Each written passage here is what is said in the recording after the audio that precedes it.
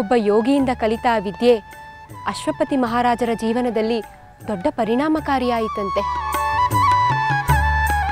ಏನಾಯ್ತಂತೆ? ಅದೇನೆಂದರೆ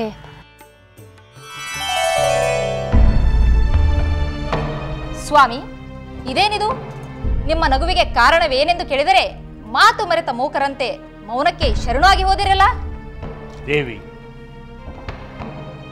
ಮಾತಿನ ಅಗತ್ಯವಿಲ್ಲದಾಗ ಮೌನವೇ ಸೂಕ್ತ. ಪತ್ನಿಯ ಜೊತೆ ಏಕಾಂತದಲ್ಲಿರುವಾಗ ನೀವು ನಕ್ಕ ನಗುವಿಗೆ ಶೃಂಗಾರದ ಸ್ವಾರಸ್ಯವಲ್ಲದೆ ಬೇರೇನಿರಲು ಸಾಧ್ಯ? ನೀನು ಏನು ಬೇಕಾದರೂ ತಿಳಿದುಕೋ ದೇವಿ, ಆದರೆ ಮತ್ತೆ ಮತ್ತೆ ನನ್ನನ್ನು ಏಕೆ ಎಂದು ಕಾಡಬೇಡ. ಹಾಗಾದರೆ ಹೇಳುವುದಿಲ್ಲವೇ? ಎಷ್ಟು ಸಲ ಹೇಳಲಿ ದೇವಿ? ನೀನೆಷ್ಟೇ ಒತ್ತಾಯಿಸಿದರೂ ನಾನು ಹೇಳಲಾರೆ, ಹೇಳುವಂತಿಲ್ಲ. ಈ ವಿಷಯವನ್ನು ಇಲ್ಲಿಗೆ ಬಿಟ್ಟು ಬಿಡು. ನೀವು ಇಷ್ಟೊಂದು ಹಠ ಮಾಡುತ್ತಿರುವುದನ್ನು ನೋಡಿದರೆ ಅದೇನೆಂದು ನಾವು ಊಹೆ ಮಾಡಬಲ್ಲೆ. ಏನು ಬೇಕಾದರೂ ಊಹಿಸ್ಕೋ ದೇವಿ, ಆದರೆ ನನ್ನ ಪಾಡಿಗೆ ನನ್ನನ್ನು ಬಿಟ್ಟು ಬಿಡು. ನಿಮ್ಮ ಮನಸ್ಸಿನಲ್ಲಿ ವಂಚನೆ ಇಲ್ಲದಿದ್ದರೆ ಅದೇನೆಂದು ನೀವು ಹೇಳಬಹುದಿತ್ತು. ವಂಚನೆ? ಪತ್ನಿಯೊಡನೆ ಇರುವಾಗ ನೀವು ಇನ್ನೊಂದು ಹೆಣ್ಣಿನೊಂದಿಗೆ ನಡೆಸಿದ ರಾಸಲೀಲೆ ನೆನಪಾಗಿರುತ್ತದೆ, ಅದಕ್ಕೆ ನಕ್ಕಿರುತ್ತೀರಿ. ಅಂತಹ ಮಹಾಕಾರ್ಯವನ್ನು ಪತ್ನಿಯ ಎದುರು ಹೇಳುವ ಧೈರ್ಯ ಯಾವ ಪತಿಗಿದೆ? ದೇವಿ,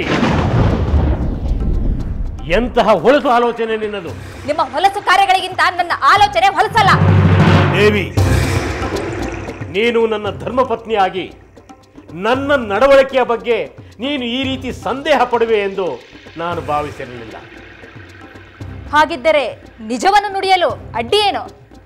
ನನ್ನನ್ನು ಸ್ವಲ್ಪ ಅರ್ಥ ಮಾಡಿಕೋ ದೇವಿ, ನಾನು ವಂಚಕನಲ್ಲ. ನಗುವಿನ ಕಾರಣ ಏನೆಂದು ನಾನು ಹೇಳಿದರೆ ನನಗೆ ಮರಣ ಸಂಭವಿಸುತ್ತದೆ. ನಾನು ನಂಬುವುದಿಲ್ಲ. ಸತ್ಯವನ್ನು ಮುಚ್ಚಿಡಲು ನೀವು ಇಂತಹ ಕುಂಟು ನೆಪಗಳನ್ನು ಹೇಳುತ್ತಿರುವರೆಂದು ನನಗೆ ಗೊತ್ತು. ಪತಿಯ ಮರಣಕ್ಕಿಂತ ನಿನ್ನ ಸಂದೇಹ ನಿವಾರಣೆಯೇ ಪ್ರಧಾನ ಎಂದು ಭಾವಿಸುತ್ತಿರುವ ನೀನು ಎಂತಹ ಪತಿವ್ರತೆಯೇ? ನೀವು ಕಾರಣ ಹೇಳಲೇಬೇಕು, ಇಲ್ಲದಿದ್ದರೆ ನಾನು ಸಾಯುತ್ತೇನೆ. ಒಂದೇ ಒಂದು ದಿನದ ಅವಕಾಶ, ಅಷ್ಟರಲ್ಲಿ ಸತ್ಯ ಹೇಳಲೇಬೇಕು. ಇಲ್ಲವಾದರೆ ಈ ಅರಮನೆಯಲ್ಲಿ ನನ್ನ ಶವ ಬೀಳುತ್ತದೆ.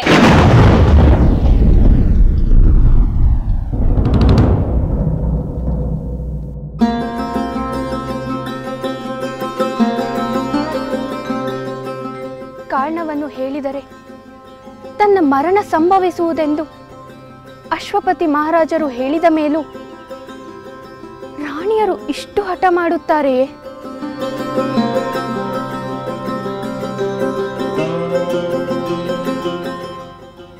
ಶ್ರುತಕೀರ್ತಿ ಮಾಂಡವಿಯು ತಮ್ಮ ಪತ್ರದಲ್ಲಿ ಇದೇ ಸಂದೇಹವನ್ನು ವ್ಯಕ್ತಪಡಿಸಿದ್ದಾರೆ.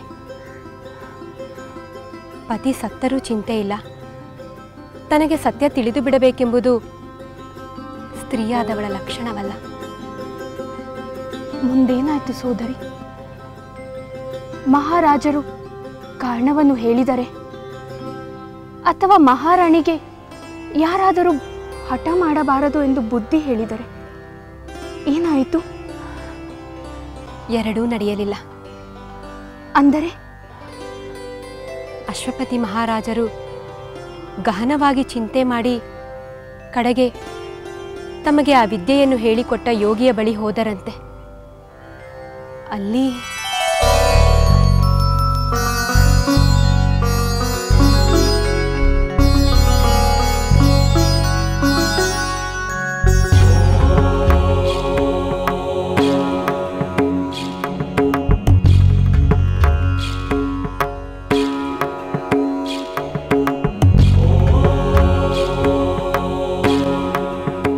ಮುನೀಂದ್ರರಿಗೆ ನನ್ನ ಅನಂತ ಅನಂತ ಪ್ರಣಾಮಗಳು.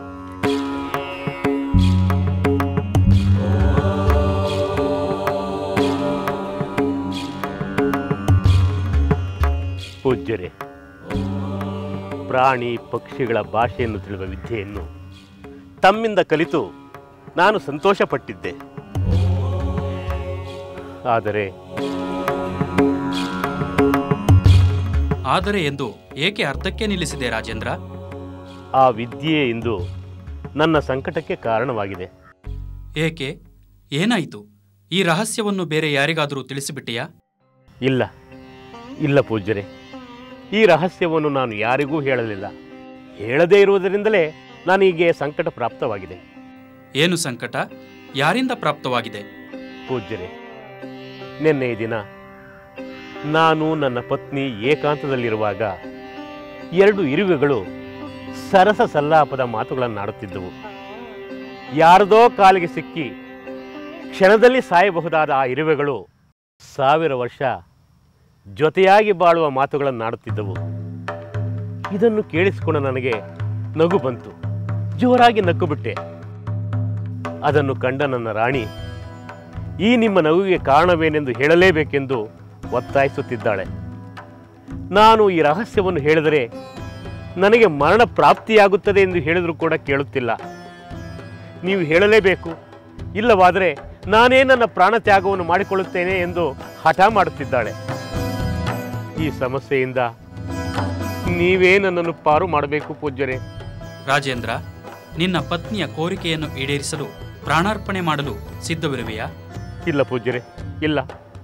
ನಾನು ಬಹುಕಾಲ ಬಾಳಬೇಕೆಂದು ಆಸೆ ಪಡುತ್ತಿದ್ದೇನೆ. ಹಾಗಾದರೆ ನೀನವಳಿಗೆ ಕಾರಣವನ್ನು ಹೇಳಬೇಡ. ನಾನು ಹೇಳದೇ ಇದ್ದರೆ ಆಕೆ ತನ್ನ ಪ್ರಾಣವನ್ನು ತ್ಯಾಗ ಮಾಡಿಕೊಳ್ಳುತ್ತಾಳೆ ಪೂಜ್ಯರೇ. ಸತ್ತರೆ ಸಾಯಲಿ, ಅದು ಅವಳ ಸ್ವಯಂಕೃತ ಅಪರಾಧ.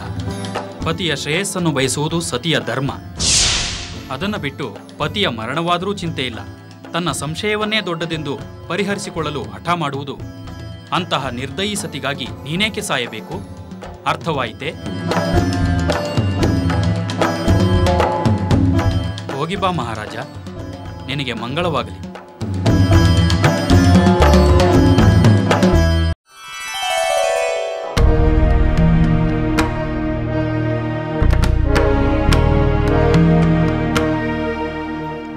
ಸ್ವಾಮಿ, ನಾನು ನಿಮಗೆ ಕೊಟ್ಟ ಸಮಯಾವಕಾಶ ಮುಗಿಯಿತು. ನಿಮ್ಮ ನಗುವಿಗೆ ಕಾರಣವೇನೆಂದು ಹೇಳುತ್ತೀರೋ ಅಥವಾ ನಾನು ಸಾಯಲೋ? ನೀನು ಏನೇ ಮಾಡಿದರೂ ನಾನು ಕಾರಣವನ್ನು ಹೇಳುವುದಿಲ್ಲ. ಹಾಗಾದ್ರೆ ಈ ಅರಮನೆಯಲ್ಲಿ ನನ್ನ ಶವ ಬೀಳುತ್ತದೆ. ನೀಚ ಹೆಣ್ಣೆ, ನಿನ್ನ ಪತಿಯ ಸಾವಿಗಿಂತ ನಿನ್ನ ಹಠವೇ ಹಿರಿದಾಯ್ತಲ್ಲವೇ? ನಿನ್ನಂತಹ ಹೃದಯಹೀನ ರಾಣಿ ನನಗೆ ಅವಶ್ಯಕತೆ ಇಲ್ಲ. ನನ್ನ ರಾಜ್ಯಕ್ಕೂ ಬೇಕಾಗಿಲ್ಲ. ತೊಲಗು, ತೊಲಗು ಇಲ್ಲಿಂದ.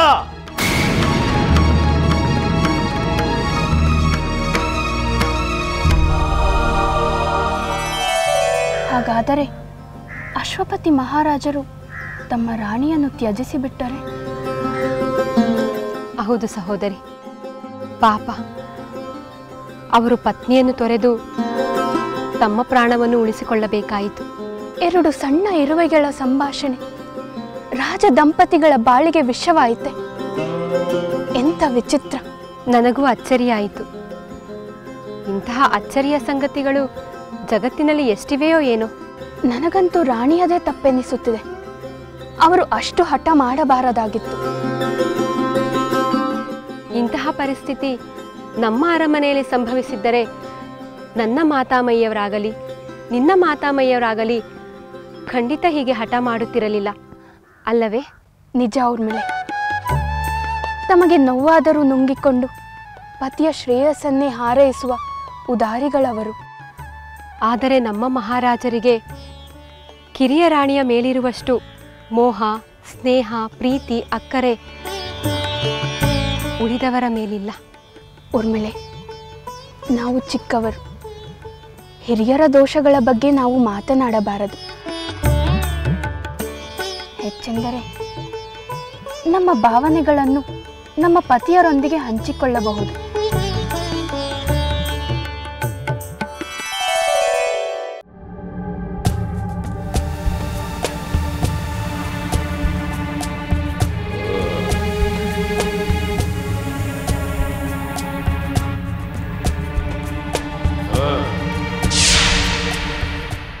ಯಲೈಸುರಾಧಮ, ನಾನು ನಿನಗೆ ಒಂದು ಸದವಕಾಶವನ್ನು ಕೊಡುತ್ತೇನೆ.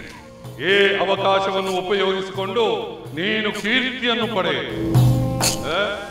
ರಾವಣನನ್ನು ಗೆದ್ದೆ ಎಂಬ ಕೀರ್ತಿಯನ್ನು ಪಡೆಯಲಾಗುವುದಿಲ್ಲ.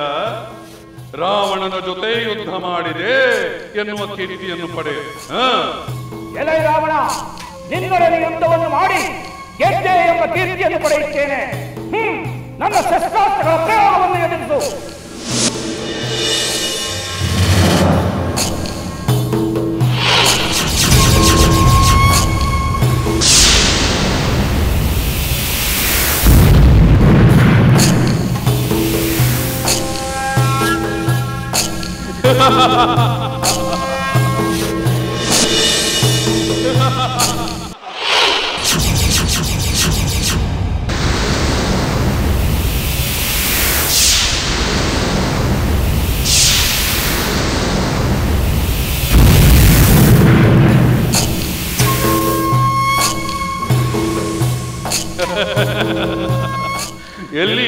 ಎಲ್ಲಿ ಅಸ್ತ್ರ?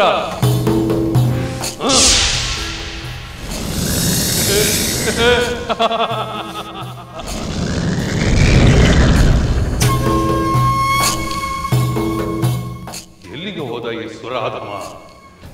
ನನ್ನೊಡನೆ ಗೆದ್ದು ಕೀರ್ತಿಯನ್ನು ಪಡೆಯುವೆಯಾ? ಹೇಳಿ ಹೇಳಿ.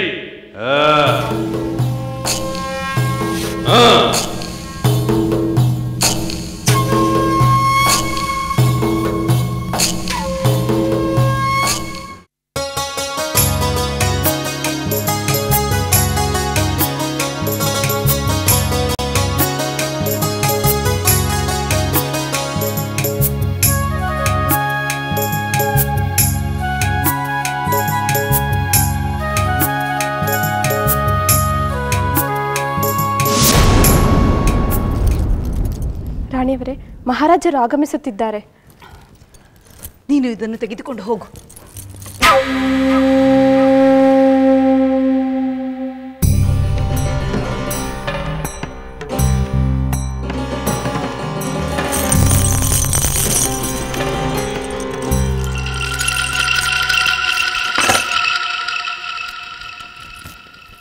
ಇಲ್ಲಿ ನೀನೇನು ಮಾಡುತ್ತಿರುವೆ? ಹೋಗು ಹೋಗು.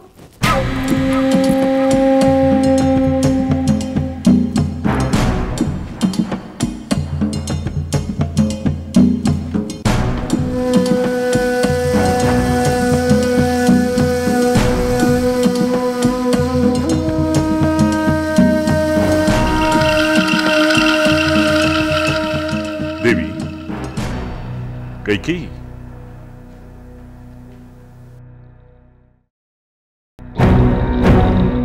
ನನ್ನ ನಿರೀಕ್ಷೆಯಲ್ಲಿ ಸಾಲಂಕೃತಲಾಗಿ ಕಾದು ಕುಳಿತಿರಬೇಕಾದ ಕೈಕೇಯಿ ಇದೇಕೆ ಇಷ್ಟು ಬೇಗ ಮಲಗಿದ್ದಾಳೆ? ಏನಾದರೂ ಅಸಮಾಧಾನವು? ಇವಳ ಕೋಪತಾಪಗಳು ನನಗೇನು ಹೊಸದೇನು?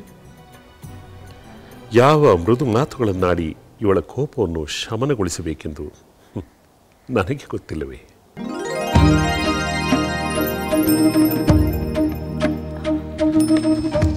ಈಗ ಬಂದಿರಾ ಪ್ರಭು? ನನ್ನ ಅಭಿನಯವನ್ನು ಮನ್ನಿಸಬೇಕು. ನಾನೆಲ್ಲೋ ಕಳೆದು ಹೋಗಿದ್ದೆ.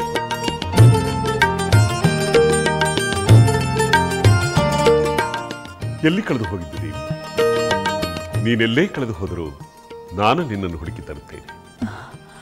ನಾನು ಹುಡುಕುತ್ತಿದ್ದೆ ಪ್ರಭು. ದೇವಿ, ನಿನಗೆ ಕೊರತೆ ಏನಿದೆ? ನೀನು ಬೇಡಿದ್ದನ್ನು ಸಲ್ಲಿಸಲು ನಾನಿರುವಾಗ ನೀನು ಕಳೆದುಕೊಳ್ಳುವುದೇನು, ಹುಡುಕುವುದೇನು? ಏನು ಹುಡುಕುತ್ತಿದ್ದೆ? ಪ್ರಭು, ನಾನು ಕಂಡ ಕನಸಿನ ಆನಂದವನ್ನು ಮತ್ತೆ ಪಡೆಯಬೇಕೆಂದು ಹುಡುಕುತ್ತಿದ್ದೆ. ಮತ್ತದೇ ಕನಸು ಬೀಳುವುದೆಂದು ಕಣ್ಮುಚ್ಚಿ ಪ್ರಯತ್ನಿಸುತ್ತಿದ್ದೆ. ಆ ಕನಸಿನಲ್ಲಿ ನಾನಿದ್ದೇನೆ. ನೀವು ಇದ್ದೀರಿ, ನಮ್ಮ ಪುತ್ರ ಭರತನೂ ಇದ್ದ. ಆಹಾ, ಹಾಗಾದರೆ ಅದು ನಯನ ಮನೋಹರವಾದ ಕನಸೇ ಇರಬೇಕು. ಆ ಕನಸೇನೆಂದು ಕೇಳಲು ನನ್ನ ಕಿವಿಗಳು ಕಾತರದಿಂದ ಕಾಯುತ್ತಿವೆ. ಅದೆಂತಹ ಕನಸು ದೇವಿ?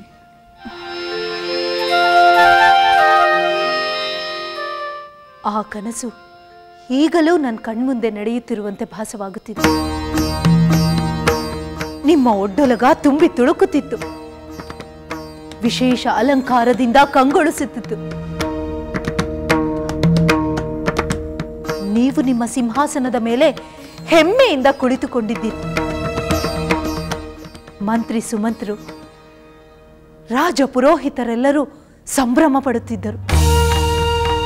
ನಿಮ್ಮ ಸಿಂಹಾಸನದ ಪಕ್ಕದಲ್ಲೇ ಮತ್ತೊಂದು ಸಿಂಹಾಸನ. ಮಂತ್ರ ಘೋಷಗಳ ನಡುವೆ ಕುಮಾರ ಮರಿಯಾನೆಯಂತೆ ನಿಧಾನವಾಗಿ ನಡೆದು ಬರುತ್ತಿದ್ದಾನೆ.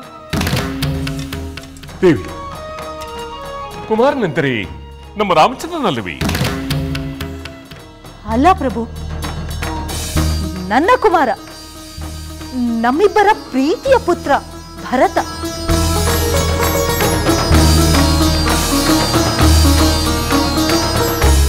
ಪ್ರಭು, ಅವನನ್ನು ಸಿಂಹಾಸನದ ಮೇಲೆ ಕೂರಿಸಿ ನೀವೇ ನಿಮ್ಮ ಕೈಯಾರ ಯುವರಾಜ ಪಟ್ಟಾಭಿಷೇಕವನ್ನು ಮಾಡಿ ಅವನ ತಲೆಗೆ ಕಿರೀಟ ಧಾರಣೆ ಮಾಡಿದಿರಿ. ಹೂ ಮಳೆಗರೆಯಿತು, ಜನರೆಲ್ಲ ಜಯಘೋಷ ಮಾಡಿದರು.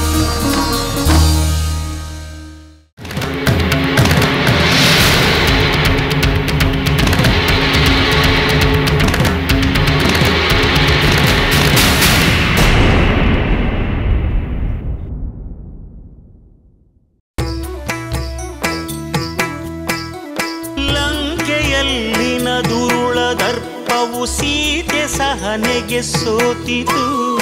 ಅಂಕೆ ಇರದ ಅಸುರ ಕುಲವು ರಾಮ ಬಾಣಕ್ಕೆ ಅಡಗಿತು. ದೂರವಿರಲಿ ಸನಿಹವಿರಲಿ ರಾಮ ಹೃದಯ ನಿವಾಸಿನಿ.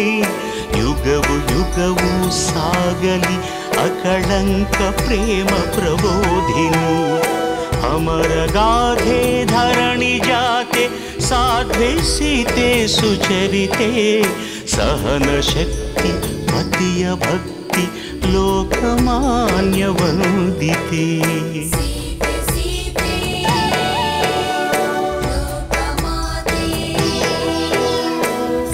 ರಾಮ ಹೃದಯ ನಿವಾಸಿನಿ